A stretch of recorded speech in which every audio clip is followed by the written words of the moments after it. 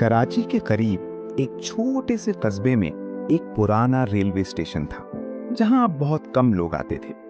हर रात ठीक 11:47 पर एक आखिरी ट्रेन वहां से गुजरती थी, मगर कभी रुकती नहीं थी। लोग इस ट्रेन के बारे में अजीब बातें करते थे।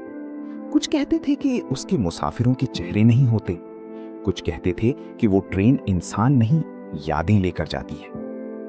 अली, जो 16 साल का एक तजस्सुस भरा लड़का था, इन बातों पर कभी यकीन नहीं करता था। एक सर्द रात उसने फैसला किया कि वो स्टेशन पर जाकर सच देखेगा। घड़ी की सुइयां आहिस्ता आहिस्ता आगे बढ़ रही थीं। 11:46 पर अचानक हवा रुक गई। करीब भौंकने वाले कुत्ते भी खामोश हो गए। फिर एक आवाज सुनाई दी, छक छक छक। धुंध में से एक सियाह ट्रेन नमूदार हुई। उसकी खिड़कियों से मध्यम जर्द रोशनी निकल रही थी।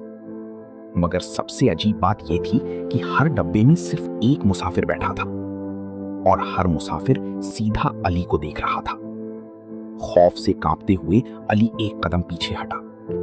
अचानक बरसों में पहली बार ट्रेन आहिस्ता होने लगी। एक दरवाजा चरचराते हुए खुला। अंदर एक बूढ़ा आदमी बैठा था जिसके हाथ में एक तस्वीर थी। अली ने गौर से देखा और उसका दिल जैसे रुक गया।